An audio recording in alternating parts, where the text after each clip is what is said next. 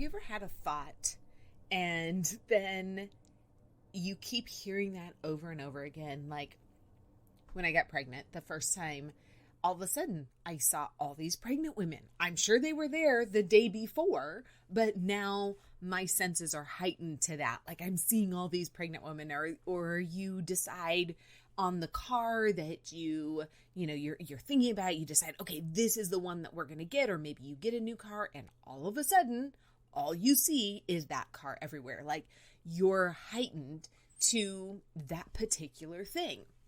Well, that is exactly what has happened in the last 2 days. So last week, episode 169, I gave you a little like teaser of what's to come. We're getting back to basics, but in a very, I think, a unique way. Typically it's like, okay, here's what you need to be doing. Here's the 4 things you need to do every single day in your business. We need to get back to these basic things. And while I wholeheartedly agree, and you can go back and see some of those things, and we will definitely talk about these, but over the next 4 episodes, at least, I reserve the right to add something here or there, but over the next 2 weeks, the next 4 episodes, we're taking it back to basics, but in a way that is unique.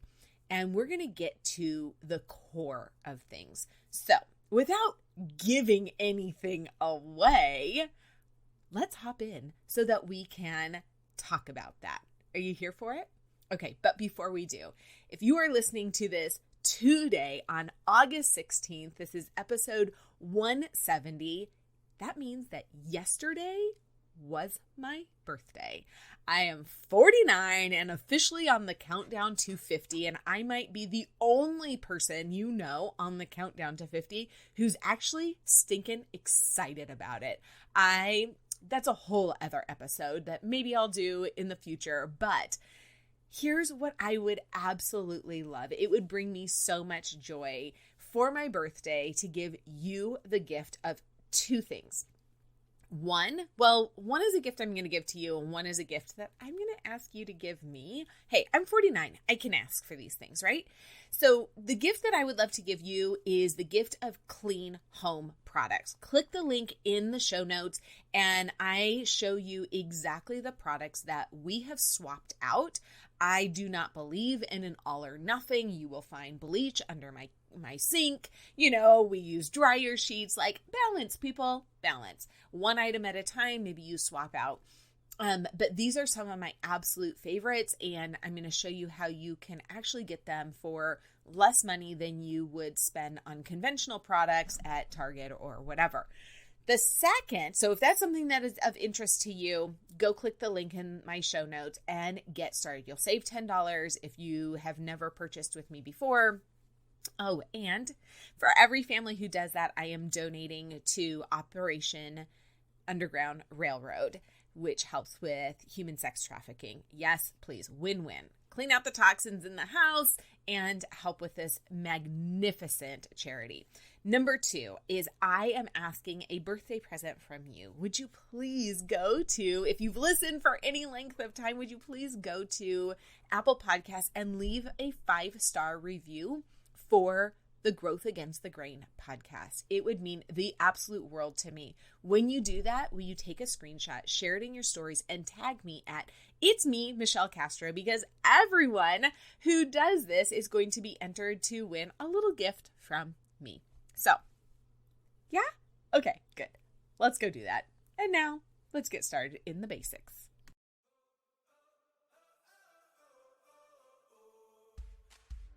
Hey there, my unicorn mama. Do you feel like you're not having success in your network marketing business? Are you struggling to build a team or get customers? Do you think people will run from you if you bring up your company or products one more time? Do you feel awkward, like you're forcing sales? Do you hate cold market messaging, but have no idea what else would work to grow your network marketing business? What if I told you it was possible to build a successful network marketing, social selling business your way? A way that felt comfortable, authentic, and easy. Imagine if new customers and team members came to you and they actually wanted your products and to work with you. It's possible to have success by simplifying your process so you can convert in less time. I'm Michelle. Hey there. And after more than a decade in the network marketing industry, I've finally figured out a system to help me show up as the audacious, unique unicorn God created me to be, to use my time efficiently and effectively while not being tied to social media and having more fun in the process. In this podcast, you'll find ways to grow your network marketing, direct sales, social selling business through strategic goal setting, unlocking a growth mindset, social media strategy, tactical sales and marketing hacks, genuine, authentic connection, and relationships built on trust. You'll hear from expert guests and some fun, spicy conversations with other unicorns just like you. So, go heat up that cup of coffee for the 8th time. I know how it goes, and let's get started.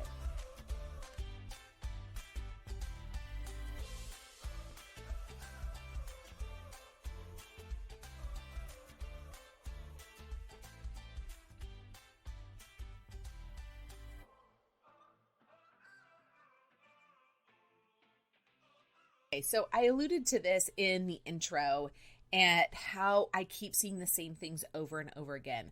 No joke. We went to church and the first thing out of my pastor's mouth was, ready for this? Why do you do what you do? And I looked at my husband and I was like, oh my goodness. Because earlier in the day, I was telling him like, hey, I'm really excited about this series that's going on and we're taking it back to basics in a way that's like, it's different. I haven't seen it done that way. And the way that we're doing it is we are starting with remembering why. Remember your why. Before we can talk about doing the follow-ups and building the relationships and having the conversations and being consistent and all that kind of stuff, you need to remember why you started what you're doing. Whether you are reigniting your passion and your love for your relationship with Jesus, reigniting your passion for your marriage, reigniting and just refocusing your parenting. It is so important that we go back to why. Now, we're in the network marketing space. What is the first thing that your upline asked you when you got started? What's your why, right? We've talked about this before. What's your why? The reason that we start there is because it's so incredibly powerful and it's meant to tether you, be that anchor for you. A few weeks ago, I shared an analogy of fishing, right? Well, you put the anchor down so that you don't float and move all over the lake. The same thing is true with our business and our why. Envision that your anchor on that boat is your why. It's keeping you tethered. It's keeping you in that spot and reminding you. Sometimes we got to reel that anchor up and find a different place and put it down again, right? We got to adjust our why from time to time. So not only am I talking about your why, that thing that motivates you, the why that makes you cry, which is most likely your family in some sort of way, right? Financial freedom. So then here's the other thing. My husband and I have started talking with and working with a financial coach. No joke. The first place he wants to start is why. Because if we don't understand why we're doing this, getting out of debt or, putting savings aside for whatever, planning for the future, all of those things, if we don't go and have a really strong, solid why we're doing these things, it's going to be so easy to get off course. Because when you're at Target, I know I mentioned Target a lot. It's an issue. I get that. But when we're at Target, it's hard to say no, right? Like that dollar spot. I mean, hello, come on. It is just like, It's $1. It's $3. It's $5. Whoop-de-doo, right? No big deal. But if we understand why we are sticking to the plan, then it'll be easier to say no. So food. I always go back to food, and I feel like it is such a, I feel like you feel me on this one. Like, I feel like you can probably relate to this one as well. When I am doing well, and I remember why I'm eating well, let me just be very clear. I have to constantly remind myself that it's not about the size. It's not about the number on the scale. It's about how I feel internally. And I've seen this happen over and over and over again where I feel really good. My clothes fit really well. Like they slide on. There's none of that like wiggle, whatever to get them on. And the number on the scale doesn't necessarily reflect the way that I feel. But that's okay because I feel really good. And I'm reminded this is why I'm doing it, because of the feeling, not for the number. It's really nice when the number says something and you're like, oh, that feels good. But if that were my why, I'm doing this to weigh X, then it's going to get really frustrating, right? So going back to why you started, I would encourage you to, as I ask these different questions, maybe even pause, write them down, write the questions down. And if you find yourself in a time where you've got a good 20, 30 minutes right now, pause it and answer these questions. If not, answer the question or write the questions down and then take some time to really think through these. Maybe you need to, go for a walk for, a half an hour and really think through these and get through to the core of this. Have you heard ask why 7 times? Well, the reason for that is because each time we ask why, it peels back another layer of that onion and we get deeper and deeper. Because initially, if I ask you, why did you start your business? You're going to say something like, you needed additional income. Maybe you just wanted community. Maybe you want to retire from your full-time job. Maybe you wanted to give more abundantly. Like whatever your reason is, those are fantastic reasons. But those are the surface reasons.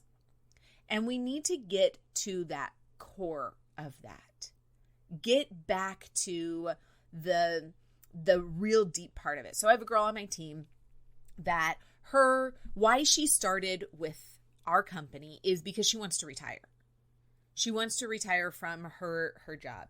Her mom just recently passed away and she had to ask for time off. Like she had to ask for additional days on top of the bereavement days, which is ludicrous for first of all, it was like 4 days is what she was allowed, 4 or 5 days for bereavement. And, I'm sure every company is a little different, whatever. And she was just like, this is absurd. Like my mom suddenly died, blah, blah, blah.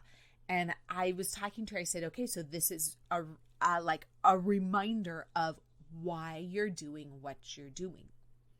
You might have to kill yourself for a little bit with 2 jobs. She drives, her commute is insane. But it was that reminder of like, okay, yeah, I'm doing this because I want to retire from my full time, but it's deeper. Like I don't want to have to ask for time off when we have a family tragedy or any other reason. So you can see how, of course, circumstances as we're going through things and really thinking through these whys, it's going to open up that onion. It's going to help us get to that core. So why did you start with the company you started with? More than likely, it has to do with their reputation, the products they offer, the compensation plan. Like think through all of these things. And my recommendation is always just to write. Don't necessarily think too linear, which is hard for me because it's like, why did you start? Okay, let me answer that question. Why did you join your company? Okay, let me answer that question. Just kind of throw a brain dump. Maybe even put like why in the center. This is my teaching come out. Put the why in the center, draw a circle around it, and then all the lines on that, whatever that thing was called. and put all of those things down. Your kid, get out of debt, your family, your marriage, you want to travel, you want financial freedom, you want time freedom. Like, throw them all out there. Just keep going. If you type faster, awesome. Type away. If you write, like, there is something so powerful about pen and paper or, computer and typing away. But I want you to remember why. Because none of this other stuff is going to matter if you don't remember why. Why did you click submit? Why did you join your company? Why did you choose to join the team that you're with? Why are you doing what you're doing? Which is exactly what my pastor asked the other day as we're starting a series on Romans, which is going to be absolutely amazing. But we have to go back to that why and get super, super deep. Like, get as far as you can into that question. Like, really, really commit to contemplate that and put it all out there without judgment. Do not think. Do not think. Have you seen Top Gun 2? Oh my gosh, so good. What does he say? Like, don't think, just do. That's it right now. Don't think, just do. I want you to write out your whys 1,000,000 times. Like, put that why in the center of the paper and why. Why did you start with this company? Why did you join? Like, why did you choose this particular company? What was it? Go back to that day you clicked submit. Why? I'll remember I was sitting right here talking with somebody that I had met the year prior, and everything she was saying was checking the boxes of what I didn't even know I needed until I was with a company that was not fulfilling all of those things any longer. And it became very, very clear. Sometimes we have to sit in something for a while before we realize what needs to change, what we want, what we don't want, why we need to make a move, whatever. So that's the other thing that's going to come out of this. You might go and remember why you started and get to the end of it and go, yeah, it's not doing that anymore. And that's okay.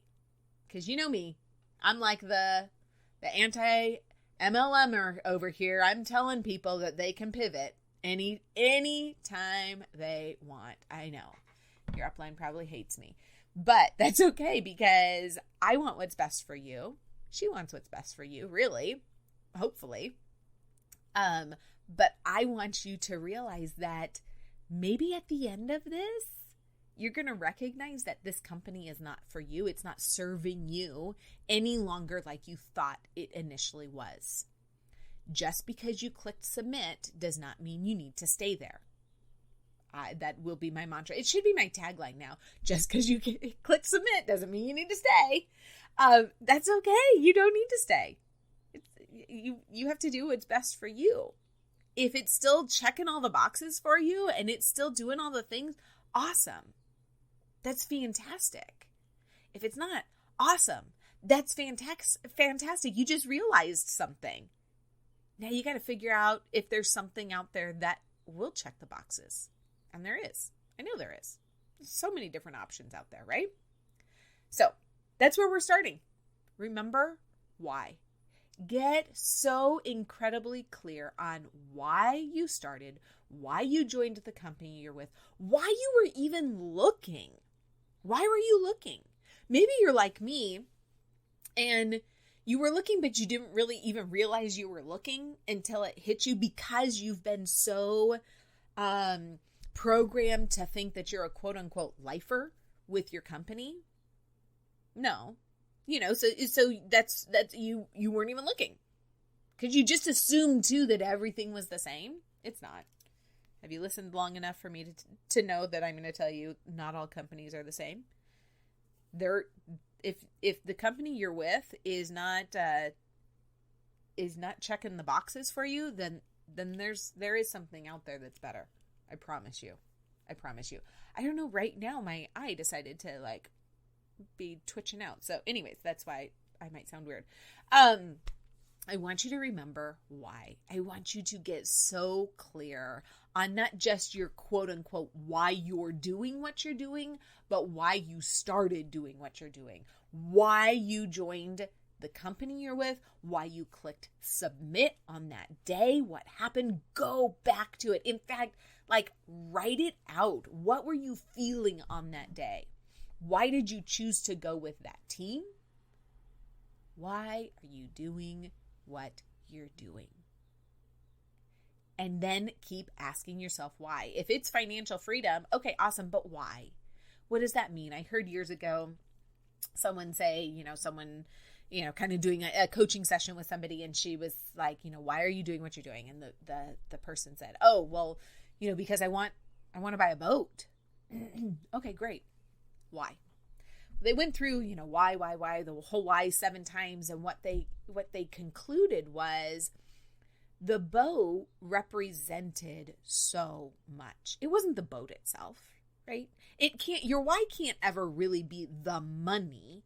It has to be what it's going to do for you. So when they took it down to the boat was symbolic for time with the family.